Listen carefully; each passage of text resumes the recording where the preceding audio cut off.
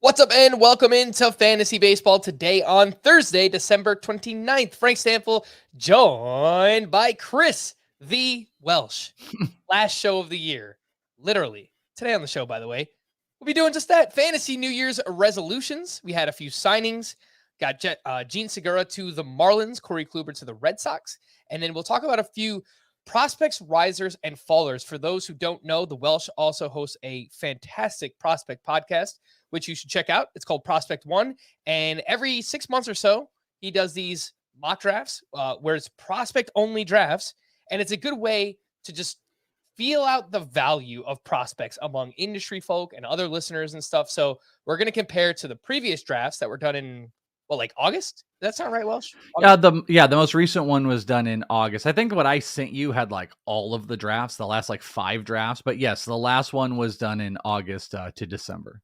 Yeah, so it's going to be cool to compare and contrast from those previous drafts to the ones that we just did here mid-December and look which prospects are on the rise, which prospects are falling, and maybe try and figure out why, which ones we're looking to buy or sell based on that list.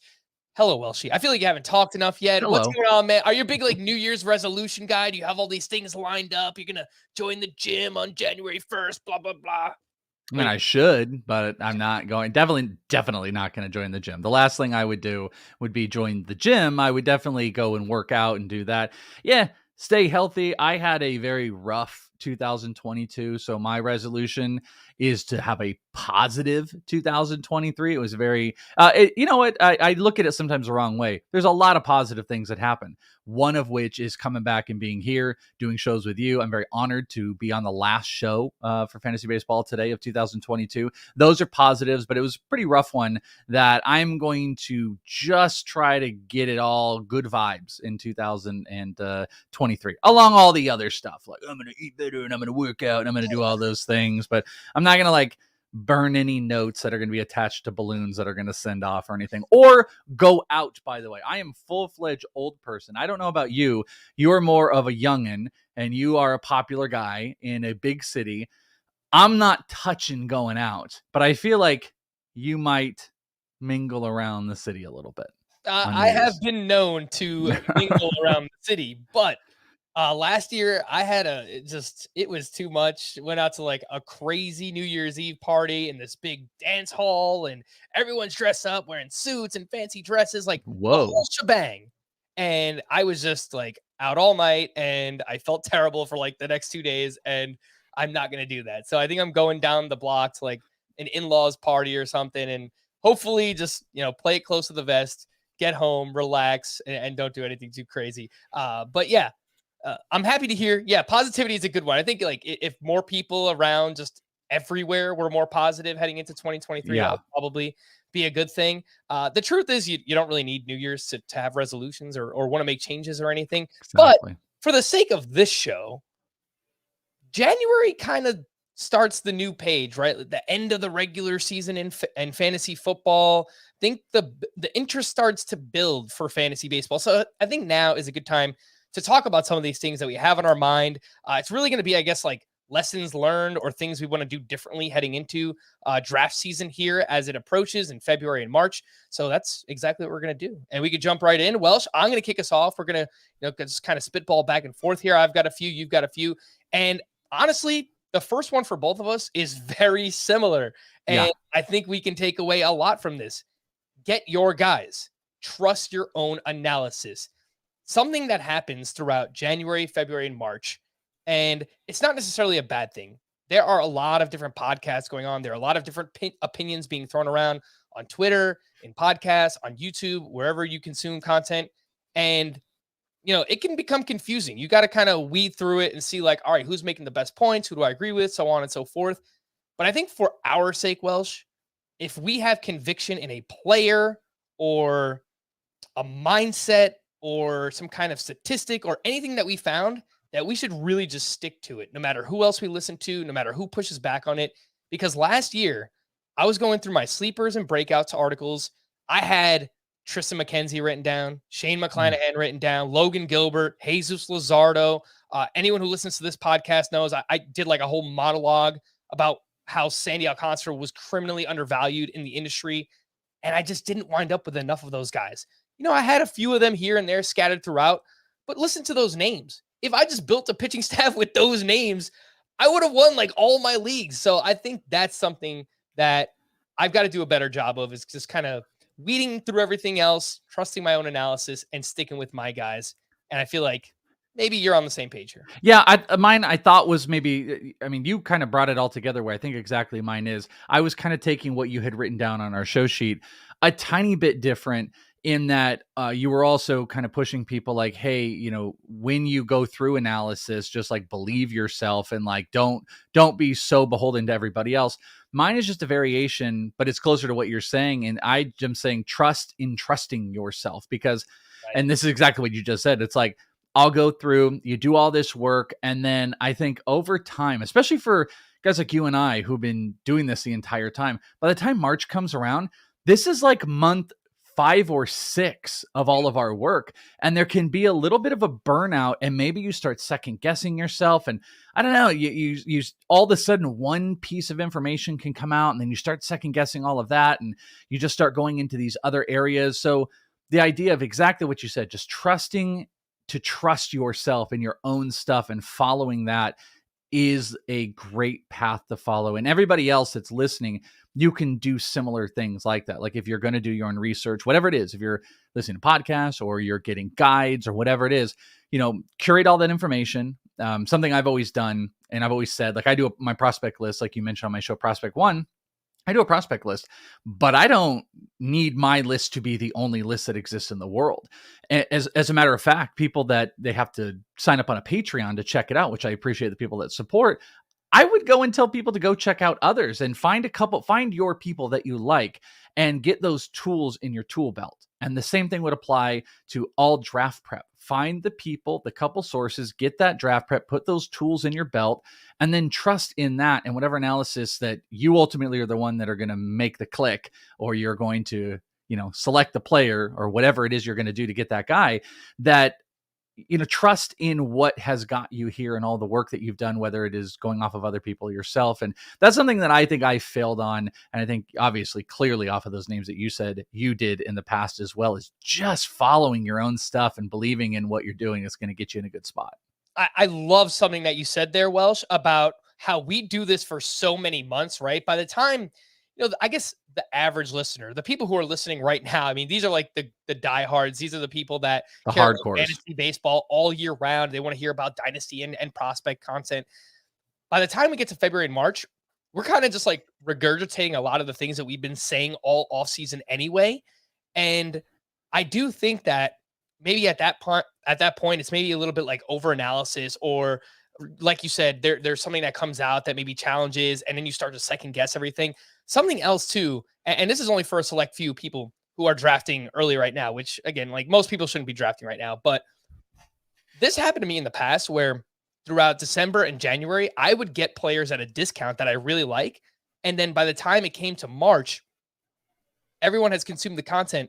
They like these players too. Yeah. And I'm not just like, oh, patting myself on the back, like, oh, I found this player first. That's not what I'm getting at. It's just that I know what they were going for 2 months ago, and now I'm upset that they're going like 2 rounds earlier, and thus I don't want to draft said player. Because they don't feel like a deal anymore. That's such a good point too, is early. And I don't know how you would like give that a byline. It's like, don't let early values dictate what happens in March and move you away, because you're so freaking right, man. Because we'll go in, we've got a guy at 115. All of a sudden we got to pay 85, and we're looking at each other and we're like, we can't do this. Like, I like this guy, but do I like him at that cost now? I have to pay so much more. And we have this context, and that context can really, really kill us. Yeah, look, a player we're going to talk about later on, and we've mentioned his name a ton already this offseason, is Matt Mervis.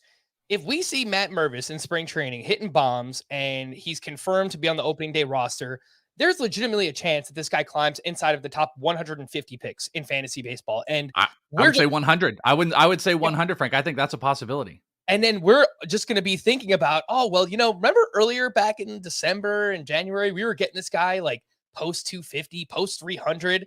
Now he's going inside the top 150. That's a name that can happen with. So just keep that in mind.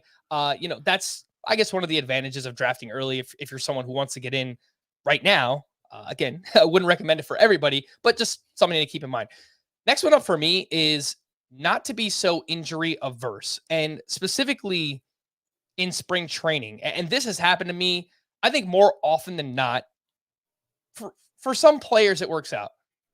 More often than not, I get burned by being too injury averse. And last year in particular, you see guys like Luis Castillo and Zach Wheeler.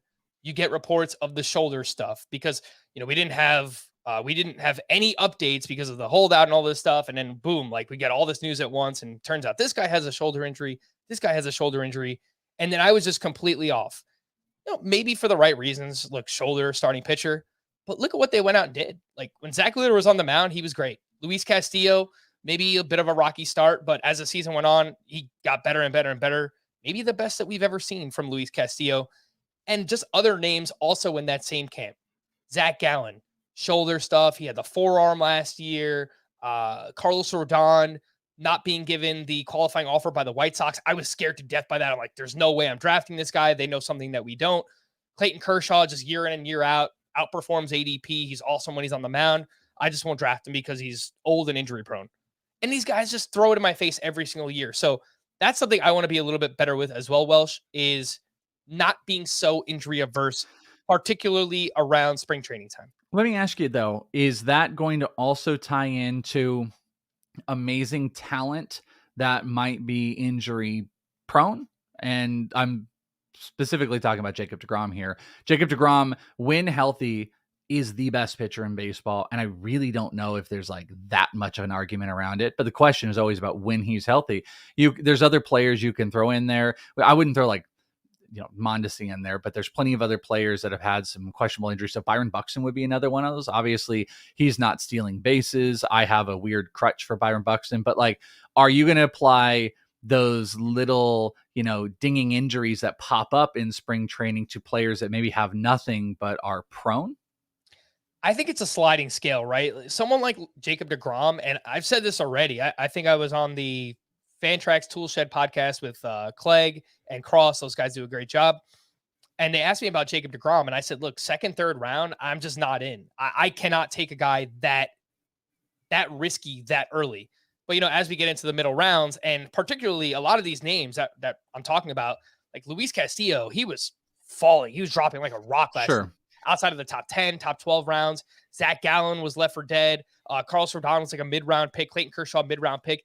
Zach Wheeler, a little bit different. He still kind of wound up being a third or fourth round pick. So maybe it was all right to fade him and where. So you're talking about injury sliding value of player, because deGrom is not like he's already locked in, but those guys like Castillo and them, this is them. And then their injury question tags came and they started to slide down. So you're going to buy injury value, or you're not going to be scared of injury value purchases. Yes. I think that's a great way to put it. And not particularly getting multiple of these guys, but hey, picking up one of them and seeing where it goes. I think you could do that. You don't want your whole pitching staff to, go into the season injured, but I think maybe taking advantage of some of those injury slides in spring training and stuff like that. Something I haven't done in the past, and I think I want to try to do moving forward. Next up.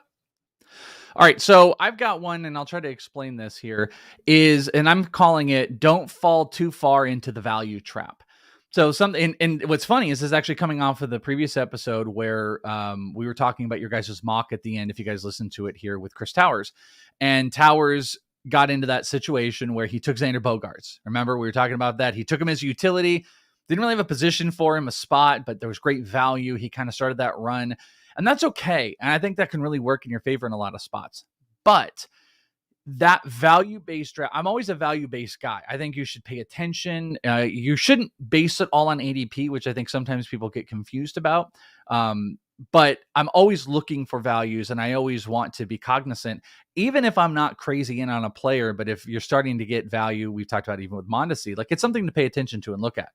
But what happens with heavy value-based drafting is you'll start to ignore what you need to do. Man, I should get an outfielder, but man, look at this value on this shortstop. Even though I got one, I got to get that. Yeah, well, I see this run is starting to happen with the closers, but I just can't pass up this third baseman. I got to do that. Then all of a sudden, at the end of the draft, yeah, you've dominated a position or two, but the frustration can start to sit in where maybe you've missed out on the depth at two positions, and then you play the what if game. You go back like we did in mock drafts, which is great, by the way. All season long, you should get in as many mock drafts as you possibly can. And then you can go back and play the like, had I done this game? And I think when you get too heavy into value-based drafting and paying attention too much, and you could also, I throw this to a lot of people that are listening, just call it ADP-based drafting, following the ADPs and basing it purely on that. You really can get yourself caught because these guys look like incredible values and miss out on full team construction because there are some holes this year. There really are some holes positionally where it's not like you're going to be screwed, but you can fall behind. You really can fall behind. We've talked about it at third base, at second base, outfield. These are all positions where you can kind of fall behind in it. And I want to not fall too far into the value trap this year, which I totally cannot help myself. Like Towers, if I saw Xander Bogaerts there and I'm looking and I'm like, well, I can get so-and-so, or I can get Xander Bogaerts, even though I got the position set, I got to jump on that. And that's something I think that always takes good work. And it's a good practice to start it early, not falling too far into that and really screwing up your rosters.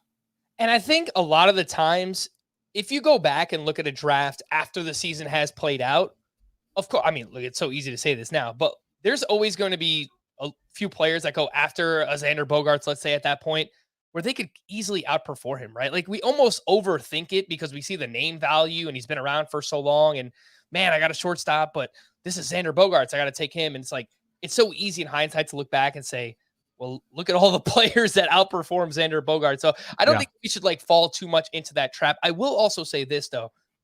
I think people need to be ready when a gift presents itself, right? Yes. And, this is a fine line because it's almost going to sound like I'm downplaying your point, which I'm not. It's just, I think when a gift presents itself, you've got to be willing to pounce. It has to make sense within your roster construction. And if you're drafting a roto or a head-to-head categories team, it has to fit your team category-wise as well. So keep all those things in mind, but like, don't overthink it. Like last year, I had a few drafts where, like pretty big money drafts, where Justin Verlander just kept slipping. I'm like, well, these are really smart people. Like, what do they know that I don't? Yeah. And I just didn't take him. And it turns out, just don't think it. Like if a gift presents itself, don't be afraid to take it as well. Yeah, and I completely agree with you too. And that's why I threw in that point of talking about ADPs, because I think value-based drafting gets very, very construed. And I'm kind of talking to everybody, like in a consumer way here, that you construe value-based drafting with just paying attention to ADPs and like, wow, CBS says this guy should go at 89 and I'm at pick 110. This is the best thing ever. And then you start to avoid. That's a little bit more where I'm going. And I will fall into that trap as well. We all kind of fall into that. And like you said, with the Verlander situation, the later drafts go, it gets a little bit easier to fall into that. But like, listen, if you have a shortstop, if you took Trey Turner in the first round and all of a sudden you're in round 8 or something like that, and Xander Bogaerts is still sitting around, I got no problem taking him middle infield. It's just, you really got to pay attention to what the rest of your roster is looking like and swoop up the Justin Verlanders. Don't be afraid. Like you said it really great. Don't be afraid to take on that gift if it is presented to you, but also not every round is there a gift. And you're going to open up a big old bag of coal at the end of the year while everyone else is playing for the playoffs if you screw up your roster. Right. And I also say right now, it kind of feels things are going to change throughout January and February and March as more people are drafting, as a lot more smarter people are drafting as well. That some of these deals are going to go away. I'll just point out like the pitchers that are going as late as they are right now in these NFBC drafts, Scherzer and Verlander and Zach Wheeler all going in the 4th and the 5th round. That is not going to last. Like I think those guys are going to be pushed up. It's like the 3rd round, so on and so forth. So keep that in mind. I mean, if you're drafting now, you might get a few gifts, but might not remain that way. Next up for me is something that I do a lot in season. People who watch us every day, listen to us every day, they know that on any given night, I've got the quad box going. I've got 4 games that I'm watching. I got the Yankee game that I'm watching as well on my phone, and try to consume as much baseball on a daily basis as I possibly can. But something that I want to do for draft season is I want to work highlights and watching video into my analysis more. And I kind of got this in my head when talking to Ian Kahn out at First Pitch Arizona, who I consider I think he's probably the best fantasy baseball player in the world right now. And that's no slight to anybody else, because there's a lot of really, really smart people out there, but it's just any league or format, dynasty, redraft that I've competed against Ian Kahn in or have heard about him playing in, he has eventually won. He finds a way to win. Something that he does a lot is he watches video. He watches the players play. He likes to analyze them, but he kind of watches from a different perspective. He looks at like mentality and how they carry themselves, confidence and things like that. But also, he was talking about Spencer Strider with me, and he's like, that guy has it. Like when he was pitching in relief, and he said, oh, I went out and I picked him up everywhere, and he wound up, doing great in the main event, and he, finished pretty high in the overall and all this kind of stuff. And he's just like, watching Spencer Strider and seeing him pitch as a reliever, picked him up and then just held on to him. And then eventually he became a starter. So things like that, I want to work in the off season. I keep drafting Dre Jameson. I want to watch more Dre Jameson, see how he looks on the mound, see how his pitches move and all this kind of stuff. It's probably easier for pitchers than it is for hitters, but that is something that I want to do more of, Welsh. I think it's a very fine line for fantasy baseball in particular. It's all these analytics, and of course we try to use as much of them as possible. But I also think that there is an aspect to watching baseball and watching the players that you obviously cannot pick up from the analytics. So I want to work. Hey, listen, man, you're preaching to me that's a big part of my prospect game. That is what I do. And I would say that there is more, how do I say this? There is more not watching baseball analysis than there's ever been in the history of any of this. Now there's just more from a percentage standpoint, but I'm just saying, like, what is the first thing that people do when someone does something? Do they go to Twitter to get the highlight, or do they go to Baseball Savant to see like what the EV and stuff is? Like Baseball Savant is sometimes the very first place for anyone to go.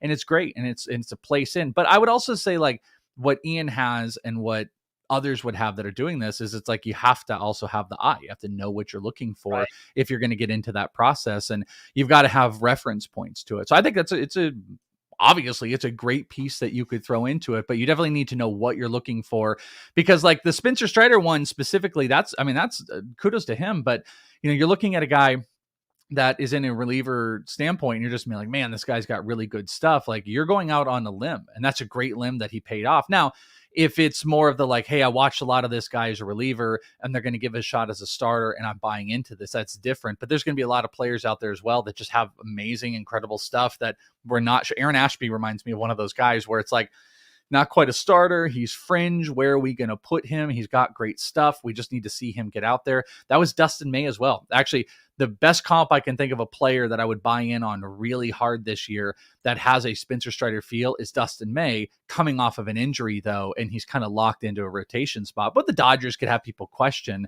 So yeah, I'm totally with that. Much easier, I think, to do from a pitching perspective, but you can see it. You can find it on the hitting side, and you're just looking for trends. And it's something that I do with minor league baseball at the very lowest levels. And, sometimes you can't even quantify when you're talking to people about it. You're just like, listen, just like he said, this guy just has it. Like you can see them out at bats. You can't, sometimes you can't get the information, but you can just say like, listen, this guy has it. This is superstar potential, doesn't make mistakes. Maybe the EV is not getting up big, but this guy has it. That's actually something I did with George Kirby like 2 or 3 years ago, right off the pandemic, where everyone was kind of cooled on him, and he came out and he was throwing 101 on the backfields, and he was going up against Justin Foscue and everybody. And it was like, listen, he's just lighting it up. But regardless of maybe his command, which people were going with, this guy has it. He looks absolutely electric. And now we're talking about, George Kirby as a potential top 50 dynasty player overall. So it's a very good point that we're, kind of going deeper into, but where you can do it. I remember in spring training last year in particular, seeing Jesus Luzardo, he was just different. He was pitching with conviction. He was throwing his curveball more. I remember there was a start against the Astros full lineup where he was just mowing them down. He looked completely different than I've ever seen before. And that was something that I just won't forget. And that's why I started hitting up Jesus Luzardo and drafting him more. I'm like, Nah, he looks a little bit different. So that's What I definitely like you something. I like you mentioned about him too is he has one of those you can't quantify things attached to him where he also will do the Johnny Cueto. It's something I've always loved about him, and you're not going to see it. There's nothing on paper unless you watch him, or obviously you read up like a write up. But he's one of those guys that will quick pitch you, or he will hold his stance. He's got 4 to 5 different ways he can approach an at bat, which like Johnny Cueto does. Except the difference is he may hold up at the point of release for 2 seconds, and then he's going to drop 99 on you, where Johnny Cueto was not doing that. So it's just a little bit different. That was one of those things where you see in person, you're like, wow, if this is all working out, which he had command before, he's going to be special. And then it started clicking this year, and he's kind of special. That's also a really good point. Last point on this, and then I'll let you give out your last one here. Nestor Cortez, going into last season, we didn't know, all right, was that little small sample we saw with the Yankees, was that for real? And if you watch him pitch at the end of 2021, you would have saw that he was kind of doing like some herky-jerky, different things, throwing sidearm, stalling a little bit, quick pitching, throwing from different arm slots, all these kind of weird things. And you're like, well, if there's a way that you can outperform XFIP and FIP and all these kind of things, it could be by doing something wacky, Totally different. And that's exactly what Nestor Cortez was doing. And then obviously he went super late in drafts or undrafted in most drafts. And he turned out to be amazing, obviously, for what's funny about that? Not to keep extending this, but you got probably everyone's brain going. That's actually something that I kind of see in Zach Veen. I don't know if you got enough to see a Zach Veen when you were out here with me hanging at the AFL, but Zach Veen kind of has some of those like, there's just little quirky things as far as a hitter goes, like the patience at the plate. He definitely can just drive the ball to all fields, but when he gets on the base paths, he's long and lanky. He screws with the pitcher a little bit because he's got such a big stride. He gets a bigger lead than any other guy that I've seen in a long time. Runs like a gazelle. It's just these little weird. Like there's been some people that have questioned, like, will Zach Veen really run? And the way I see him on the base paths, which there's nothing really to put on paper outside of obvious success. He just has that extra little thing to mess with pitchers. And he's so tall and lanky that he just has that extra little advantage. It just kind of reminded me of like the herky jerky that some of these pitchers can do. Hitters can sometimes do that, whether it's, the way that they, start to choke up on a bat, or, Gabriel Moreno has a really interesting, batting stance where he also has the bat kind of placed on his shoulder and just gets him like a quick release. Like there's just like little interesting things that are attached to these players. And Zach Veen was the guy that came to mind when you said that. Yeah, and I saw that clip you posted about Gabriel Moreno. It almost seems like a timing mechanism for him or something like that. And obviously, there are different ways to succeed at the MLB level, and a bunch of different batting stances and follow throughs and all these different kind of things. I swear, last point, Joey Weimer is someone that I've heard this about as well, that he's just kind of a weird dude in the way that like he swings and the way he runs the bases and all these kind of crazy slides and stuff. So perhaps that's something we'll see this year with the Milwaukee Brewers as well. Yeah. Yeah, I hated his actually when he was in the AFL, he had this stance for anyone watching video is he'd have the bat out. Like it not only was his hands out from his body, but it was like far out and his hands were almost like this. And I hated that. And it looks like he honed that in actually this season, because that was something where I was like, if you have bat speed, it's working now. But when you get to the highest levels in the majors and guys are throwing 99, I don't know if you can have your bat at a completely different, like in proportional way to your body. And you could do it like that. You can't have it like it's a sword or something and you're going to go in and attack. But he kind of honed that in a little bit and brought some of the craziness in. And those are the things, again, you're looking for that. That would have been a negative to him that he ended up fixing. I just thought of bench warmers. Don't chop at it. It's not a sword. You're not a sword. Nick Schwartzen, by the way, all-timer. Matt Olson, too. Like me and my friends, we all make fun of Matt Olson, the way he holds the bat out, just like straight. Yeah. So I don't like that. I hate that out thing. That's there's a lot of compensation you have to have for it. And Weimer definitely has that, but he's fixed it a little bit. All right, last one for you here, Welsh. Fantasy baseball New Year's resolutions. Yeah, so mine's not going to be metaphorical and just getting deep and about, positionals. It's actually strictly about a position. And it's something that some of the early drafts I've done, I've already done best balls, I've done some mock drafts. And I talked about it in the last episode. And, someone in the chat, interestingly, brought up third base. And third base has its holes. I think second base I'm not as comfortable as Towers is with it. But I'm just going to reiterate this, what we did last episode. I do not want to let outfield slip away, because that has been, I've noticed it's been a little bit of a crutch of mine for a couple years when you get a little confident, you get a guy and you're like, all right, I can fill out my pitchers, get this spot. Hey, second base is kind of bad. You get this. Then all of a sudden you're getting outfield 2 in like round 9 and then outfield 3 in round 13. And you have a 5 outfield league. And all of a sudden your 5th outfielder is trash. And you have so many of these guys to fill out. The position is not as deep as it's been in the past. I'm not saying it's bad, but it feels like the tiers fall off in different ways where I feel like the outfield 3 you can get this year is exponentially worse than what it would have been 2 years ago. And then 4, if you don't do it right. So all I'm saying is a resolution for myself is I'm going to pay heavy attention to outfield, because what I've noticed in my personal trends of drafting is I'm really letting outfield get away from me. And I don't want to do that because I think that's hurting me a little bit.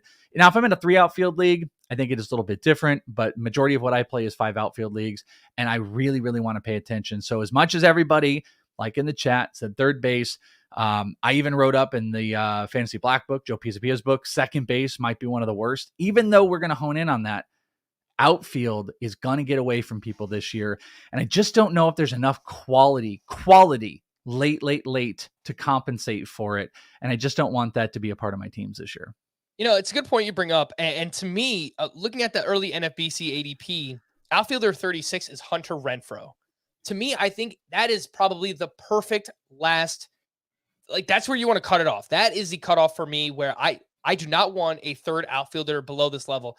In a 5 outfielder league, look, your 4 and your 5, they're probably going to be questionable regardless, but I want to get my top 3 at least by then, because you're talking about just above him, Giancarlo Stanton. Okay, as your third outfielder, that's probably fine. I think that's solid. Ford, Santander, those are fine. You get into like Castellanos, probably a fine outfielder 3 as well. Seiya Suzuki going a little bit earlier than I'd like him to be going right now, but I do like him quite a bit. And then we start to get into like Springer, Eloy, Marte, and I think those guys are fine as like outfielder 2. So I think there's a very clear drop off, as you say, where look, once you get past the top 20 or top 22, I think, all right, those guys are all fine as like your 2. And then you really want to get that third one before you get into Stanton and Hunter Renfroe, because after that, then you get to like Ian Happ, who's fine, Harrison Bader, Mitch Haniger. It's just like those are outfield 4s at best, best. But also it's not to like be like outfield's the worst necessarily. But what it also is it's the structure of just, I think, how all of us draft. And closers are going as early as they did last year, if not even worse. I mean, if you don't have big lockdown closers, you know who it is. People want to swoop up the guys. At least in NFBC drafts, closers are going early. Starting pitching. See, this is the other unique thing. Starting pitching is not going to go as early as it usually does. But then there's going to be this huge battle for all that middle pitching in rounds like 4 through 8. Yeah. And then in that time period, what have you filled out? Maybe you filled out your first baseman and a shortstop, or first baseman and third. Then you got 1 closer, and then you got 3 or 4 pitchers. What goes on with outfield? So really, this is just for me, and maybe anybody else that wants to know, just keep it in your mind, make it a little tab, mark it to pay attention to the market of the outfielders. Because Hunter Renfroe, perfect outfielder 3, boy, would that look good as an outfielder 4. A lot better than Harrison Bader looking as your outfielder 3. All right. I have a few other bonus resolutions here. I just wanted to quickly mention draft pitchers on good teams. Rob Silver, met about in First Pitch Arizona. Awesome dude. Love meeting him. He did an excellent presentation at FPAS, and it was very simple. The most wins come from starters on good teams. The bad teams barely get any starting pitcher wins, and that's for multiple reasons. That all makes sense. Starting pitchers on bad teams, they're bad teams for a reason. They're not good pitchers. They don't go deep into their starts. They don't, half the time, they don't even qualify for a win. They don't go 5 innings. Bad teams also have bad bullpens. So even when a starting pitcher leaves with a win, half the time they don't wind up keeping that win because the bullpen blows it. Bad teams are bad because they have bad offenses. They don't get run support even if they have good pitching, i.e. the Miami Marlins. Now, Sandy Alcantara, a little bit different because he's going 7, 8, 9 innings every start. But other guys, even if Trevor Rogers pitches well, or Jesus Luzardo, it's probably wins are going to be hard to come by because they just don't score enough runs. Look at the late round breakouts from this year. Kyle Wright, Braves. Tony Gonsolin, Dodgers. Nestor Cortez, Yankees. Christian Javier, Astros. Tyler Anderson, Dodgers. Spencer Strider, Braves. Notice a theme? They're all on great teams. So I just think it's something. Don't overthink it later on in your drafts. Just take shots on flyers on good teams. Throws a little bit of water on my Nicoladolo. I'm just curious because I don't want to extend this or anything, but like, I'm just curious of the top 50 pitchers. Unfortunately, NFBC doesn't let us get out the relief pitchers. So if you want to go to like 55 or 60 or something like that to get 50 pitchers in, I'm just curious in your mind, who would qualify on the downside of that, where you say draft the pitchers on the good teams? Like, I think Gallen is someone that jumps out that's not going to be on a good team. I mean, the top end has mostly good guys, though I would say. I think the Diamondbacks could be sneaky this year, though. Corbin Burns in Milwaukee is okay. They're fine. They're a potential playoff run team, but they're not, like, if you're really talking about like draft pitchers on good teams, Burns, Dylan Cease, Gallen, and then like I can't really find the other player in the top 50 that, like, who else do you think qualifies or kind of fits into the negative of what you're saying?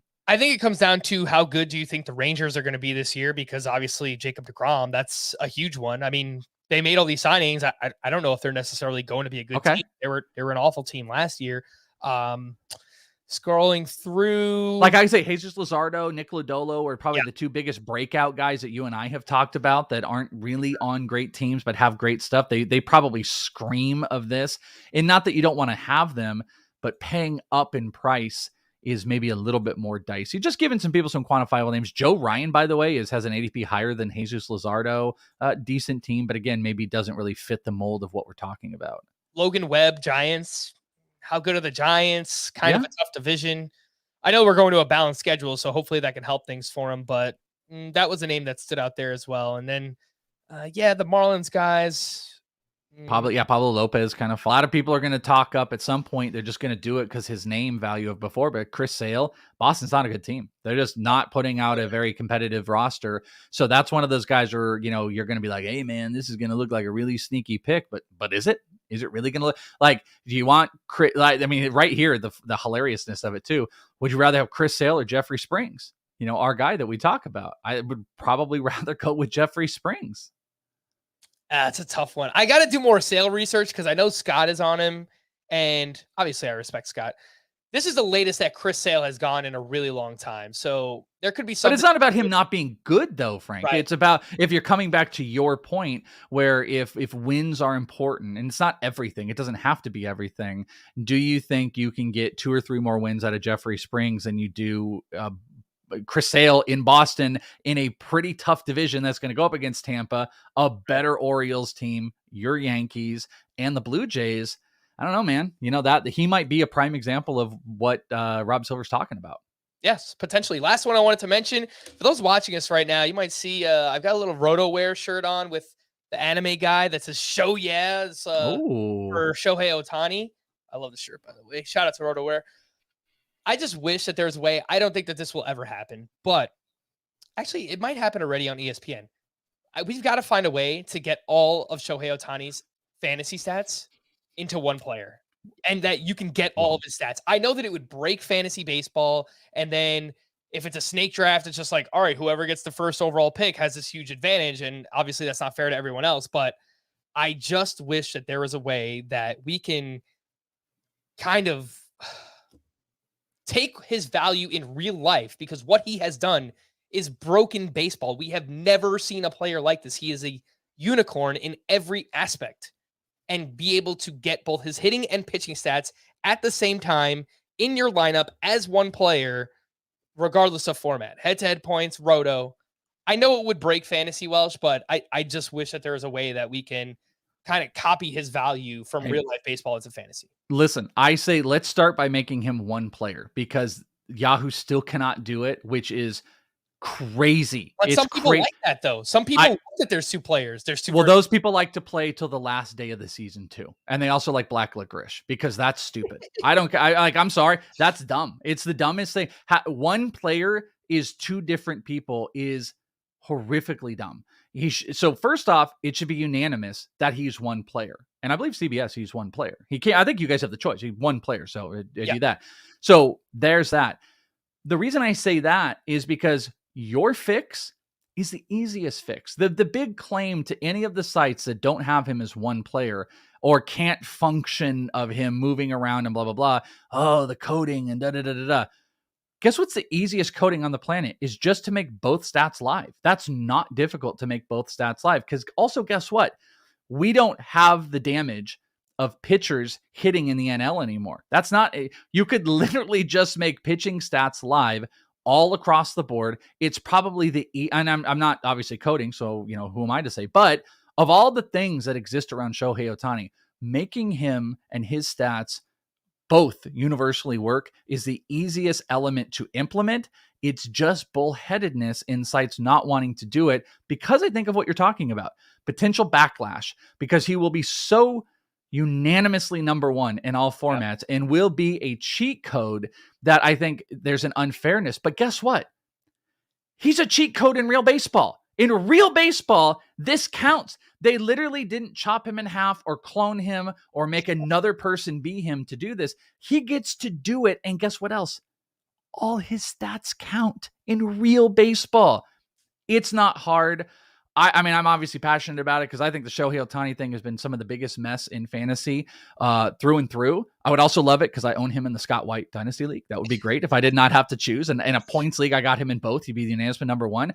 But you are so right about it. It's so easy to do. And I think someone just pointed in, you can, I believe it's Fantrax, you can put him in one. But I don't think that's what Frank is talking about in that, like, you can make it a little suggestion and you can do it. It's like, it would be great if it was a unanimous decision across the board that we all accepted it, because it should be. It totally should be, Frank. I couldn't agree more with you. Obviously by me going on a tangent, even though this was your resolution.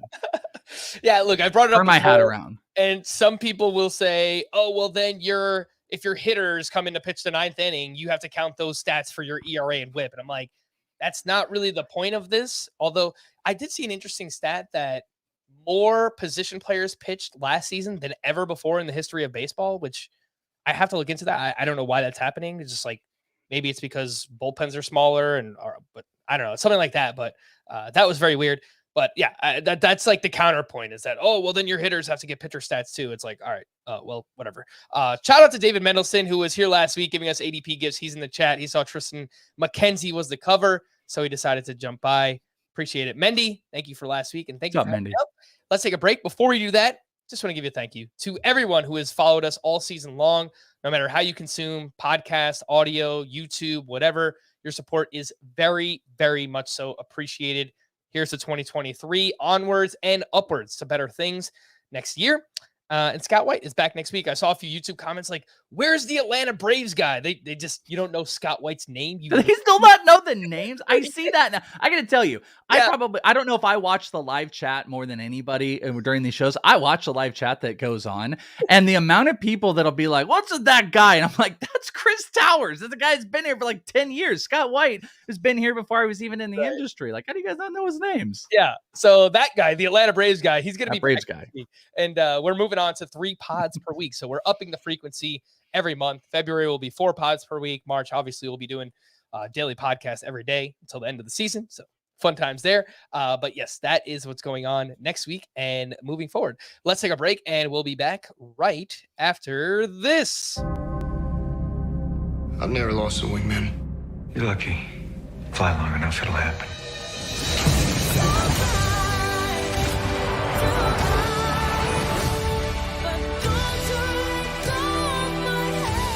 It's been an honor flying with you.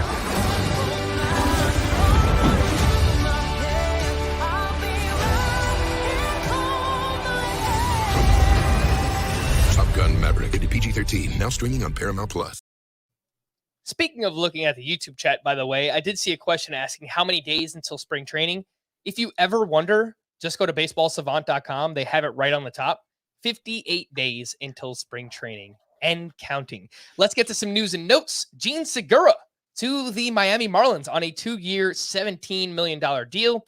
Who said the Marlins don't spend money, right? Gene Segura will turn 33 years old in March.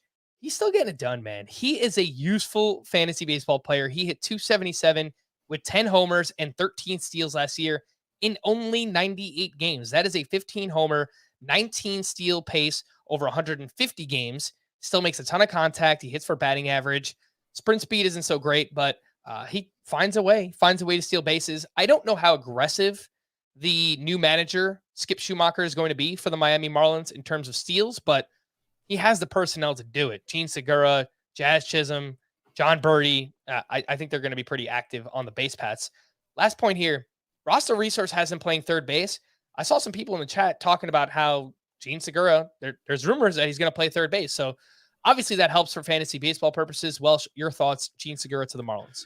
Yeah, I think it's all solid. Like you said right there, third base, we were kind of going off about, in some alternate universe, Carlos Correa is already signed and is already playing third base, and we can get excited about that. And this is another one of those just cheaper options that you can throw in. I love the idea that you can throw him in as a corner infielder. That's going to be the really nice thing that you're going to be able to do with him, because you can get double-digit stolen bases. You're going to get some solid runs. I think the early steamer projections have got him in the 60-run territory. That's only in 120 games with double-digit homers and stolen bases and a good batting average. If they're aggressive, it looks like he's hitting kind of in the middle of the order, more like a 5-6 spot. So maybe it's going to be a few more RBI and, let him run. I think it's just a solid landing spot, and I like the third base eligibility. That's what I'm going to be stoked about. Yeah, I will say he is due for at least one IL stint per year. 98 games this past season, 131 in 2021, 144, 144, 125. So you get it. Gene Segura is going to miss some time at some point, but maybe leading off, batting second, score some runs, double-digit homers, double-digit steals. I do like Gene Segura as a corner or middle infielder in roto leagues. Corey Kluber signed with the Red Sox on a 1-year, $10 million deal. He will turn 37 in April. He had stretches last year where he was solid, definitely someone that you could stream at times. 4.34 ERA, 1.21 WHIP, over 164 innings pitched. Swinging strike rate still solid for Corey Kluber.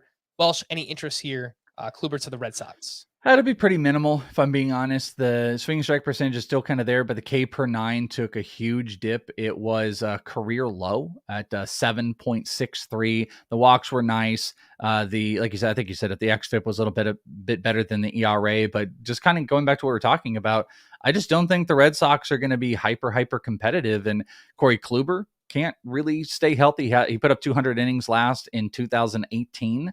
So it's been quite a bit. He did have 160 this past year. So I think he's a streamer. I think I would be looking at him as a streamable options throughout the year in good matchups, but not someone I'm trying to actively roster. Look at this pitching staff. According to Roster Resource, Chris Sale, Corey Kluber, Nick Pivetta, James Paxton, Garrett Whitlock, and now this moves Tanner Houck to the bullpen. I don't know if James Paxton is going to be there or how long he's going to be there. Paxton. I think Houck is all right. I think he's going to be all right. I think I saw somebody post this, like, I'm not trying to steal it from them, but it's like, man, this rotation would have been killer in 2017.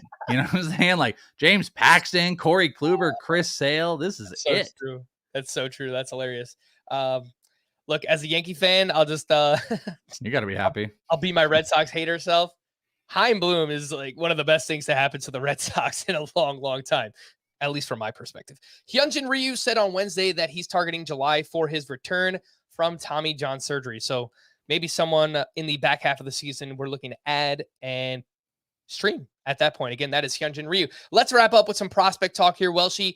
The P1 ADP mocks. Again, these come from the Welsh's Prospect One podcast. He puts on these mock drafts every couple of months. They are prospect only. They are 12-team leagues. There's a collection of them. They include industry folk, listeners, bunch of different people all around. And it's basically to form an opinion and get an idea of how certain prospects are being valued around the industry. And I think that it is a great tool overall just to track that feel and that value for all different types of prospects. Welsh, anything else you'd like to add, or did that encapsulate it well? No, I mean, it pretty much does. I mean, at the end of the day, the goal is to create an ADP, because there doesn't exist an ADP. There's my ranks, there's James Anderson ranks, there's Eric Cross, whoever, Scott White, there's ranks. There's just a singular rank.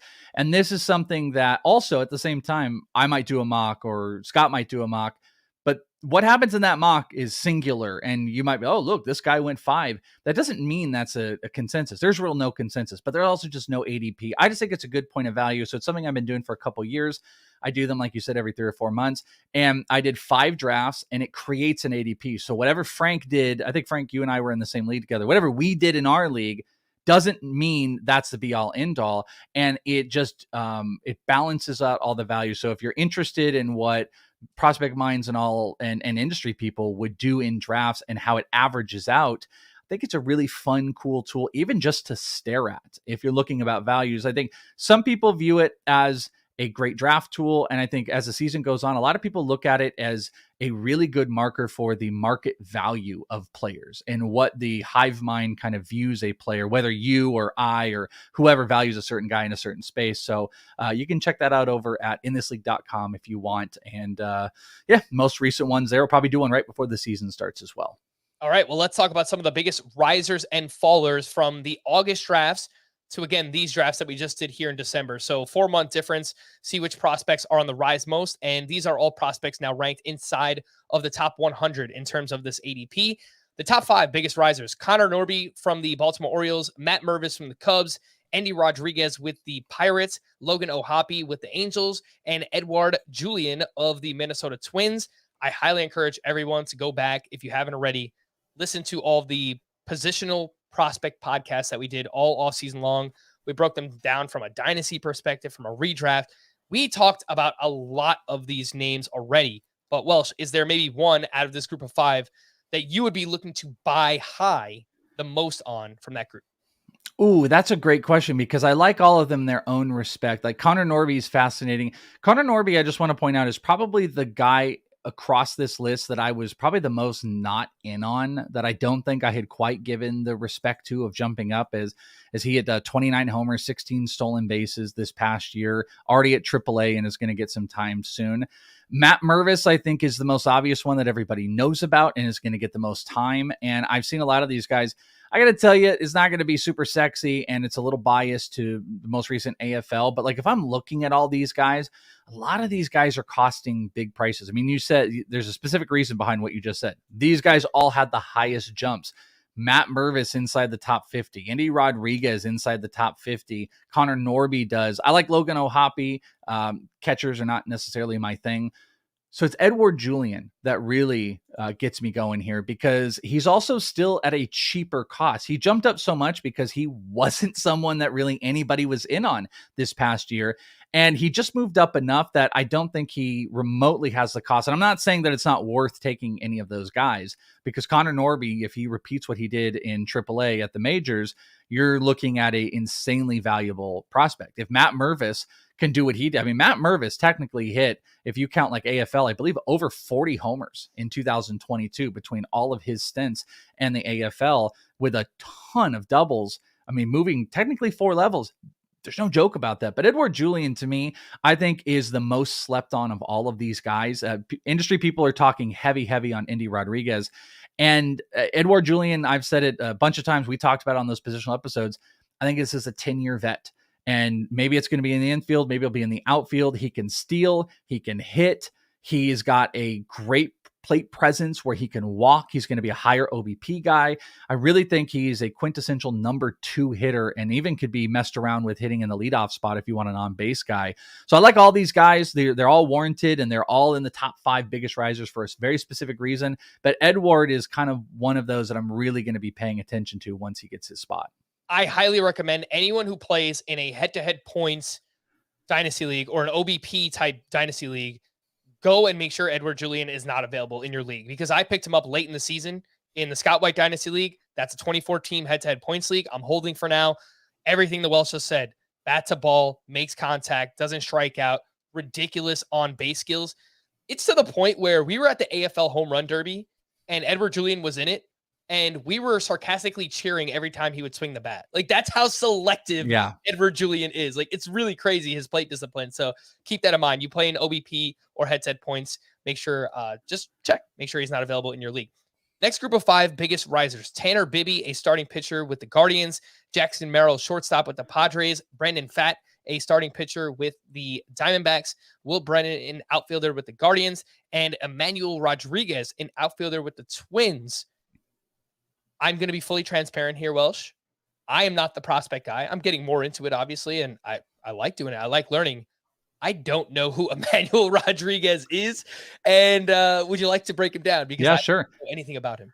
Yeah, that's funny. I saw your note on there and I was laughing about that. So one of the reasons you don't know a ton about Emmanuel Rodriguez is because his playing time, I'm trying to pull up his player page here. His playing time was cut short this past year and he missed a whole bunch of time. I've got him right around a top 50 overall prospect with the Minnesota Twins, another Twins prospect.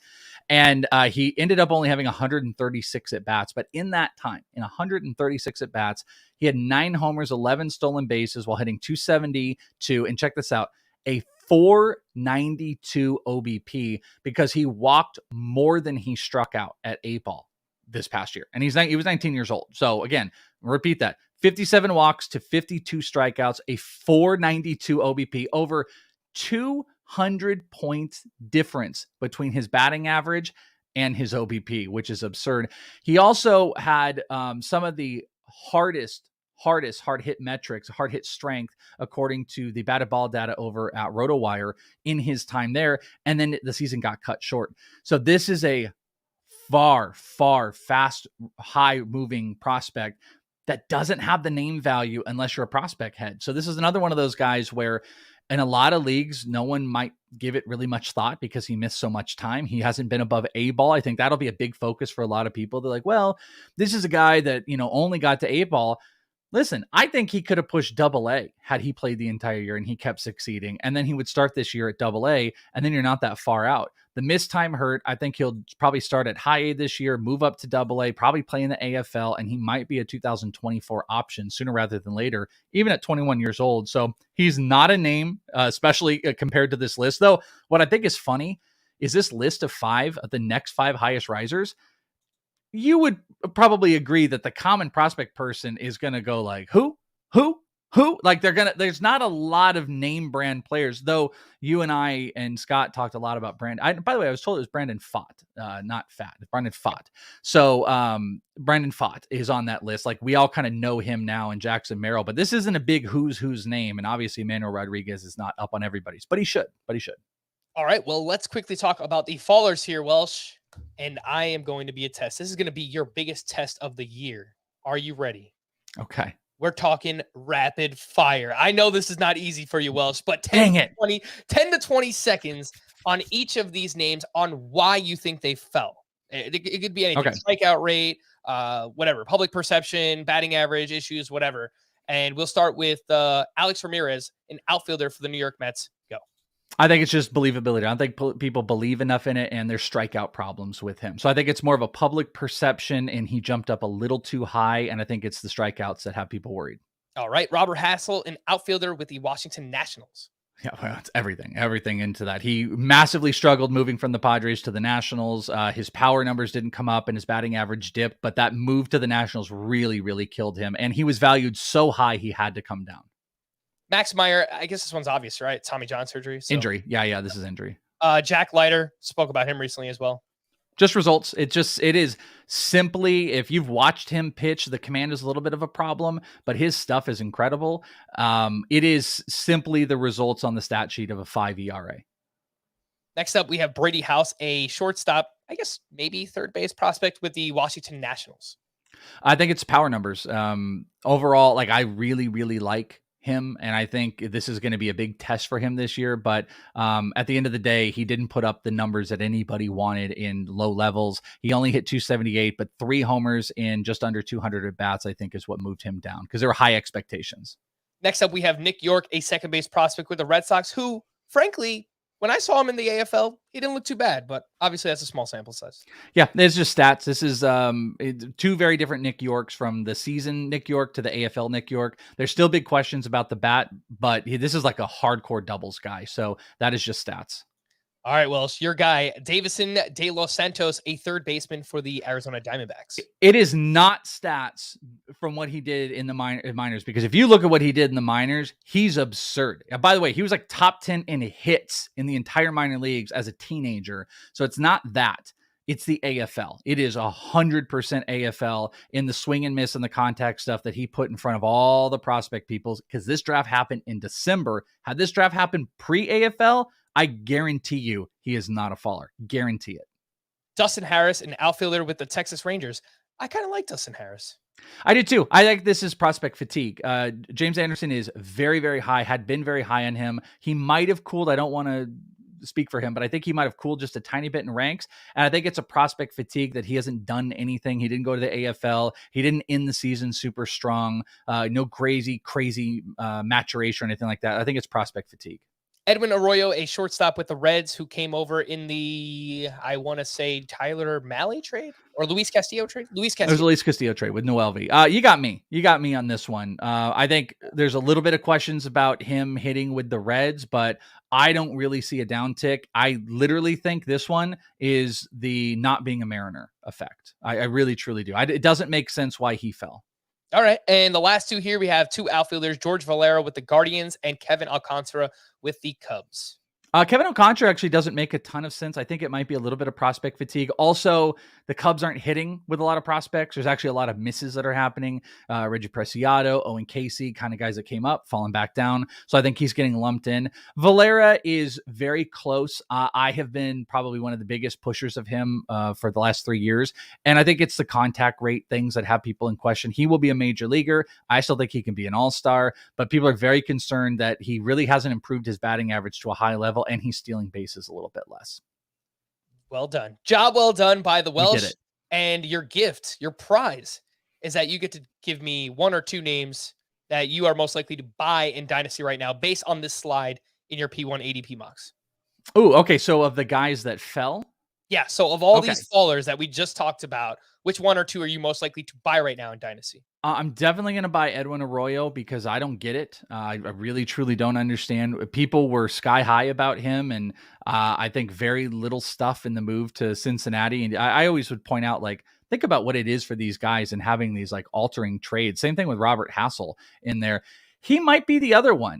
There's a couple guys in here. I think Jack Leiter's value is as low as it's ever going to be. I would buy on him. I think Davison is in that. I'm obviously going to buy George Valera at a low, but specifically looking at Hassel and Edwin Arroyo, I think they are some of the best costs right now. Arroyo might even come at outside the top 100, and Hassel's going to come maybe like a top 75 prospect range. So I would buy on both those guys right now. All right. Last thing I wanted to do, little quick exercise here for those who play in Dynasty leagues. I wanted to see where did first-year player draft prospects go in this overall ADP, and just let everyone know, give them an idea of where they're going early on. Drew Jones, who we know was selected by the Diamondbacks, he went 9th overall in terms of ADP here. Jackson Holliday, shortstop with the Orioles, he went 16th overall. Termarr Johnson, second baseman with the Pirates, 27th overall. Elijah Green, an outfielder with the Nationals, he went 32nd overall. Kodai Senga, starting pitcher with the Mets, 48th overall. Zach Neto, now we're getting to the point where I can't name the team or the positions anymore. Angels. Angels, he went 58th overall. Brooks Lee, Twins went 65th overall. Cam Collier, I believe Reds, yep. Reds went 69th overall. Masataka Yoshida, outfielder for the Red Sox, he went 89th overall. And then Gavin Cross, Royals went 95th overall. And a gentleman named Chase DeLauder with the Guardians went 99th overall. So those were the first-year player draft prospects who were selected inside of the top 100 in terms of this ADP. And do you think that list, this list of first-year player draft prospects was influenced by maybe your analysis and the fact that this comes from, you're the one who puts it together, people listen to your podcast. Do you kind of see that? Yeah. And that's something that it's why I think it's so important when I do these with listeners. It's one thing if I do it with industry, when I do it with listeners, to have a lot of drafts to pull from, because I will influence. I 100% agree. I've always influenced George Valera. I took Termarr and Elijah Green in this, and I took them very high. I think I was the highest to take Termarr. So I affected not only influence, but I affected some of these guys. But yeah, this is very close to mine. I am bigger on Cam Collier than most. I have Neto over Brooks Lee, and there's a couple names that are missing from this list that probably are what are bringing it out here. I think Jacob Berry isn't on here. There's no pitchers. I completely agree that I'm influencing it. Welsh mentioned that we were in the same draft together, and he had the first overall pick. Surprise, surprise. Corbin Carroll was the first pick there. And then, at the 2-3 turn, you went to Termarr Johnson and Elijah Green. I was in that same draft. I had fourth pick. I took Jordan Lawler. And then I also doubled down with Jackson Holliday and Noelvi Marte. So bunch of shortstops. And I tweeted out my team, and a bunch of people said they loved it and stuff. So I don't know. I don't know if that means it's good or not. You did pretty good. You did pretty good. Jackson Holliday and Jordan Lawler, it's a pretty good start to a minor league draft. Yeah, that's pretty awesome. Anyway, we're going to wrap there. The year is over. The Welsh is here. We're happy he's here. He's going to be here in 2023 as well. And we're happy to do it. So a happy new year to everyone. Make sure to stay safe out there. For the Welsh, I am Frank. Thank you all for listening and watching all year long. We'll be back again next week. Bye-bye. Happy New Year.